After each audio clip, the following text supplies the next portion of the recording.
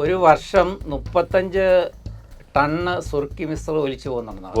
ഒരു ദിവസം 2 ലക്ഷത്തി അവർ തമിഴ്നാട് തന്നെ പറഞ്ഞ 2,37,000 ലിറ്റർ വെള്ളം ലീക്ക് ചെയ്ത് പോകുന്നുണ്ട് ഒരു ദിവസം. ഒരു ദിവസം ഇപ്പോഴത്തെ മഴയും പ്രശ്നമാണ് സാറേ. നമുക്ക് നമ്മുടെയൊക്കെ ചെറുപ്പത്തിൽ അല്ലെങ്കിൽ നമ്മൾ കണ്ടു വരിക, ഒരു ദിവസം പെയ്യേണ്ട മഴ 1 മണിക്കൂർ കൊണ്ടാണ് പെയ്യുന്നേ. ഒരു കഴിഞ്ഞ ദിവസം എങ്ങോട്ട് പെയ്ത ഒരു വർഷം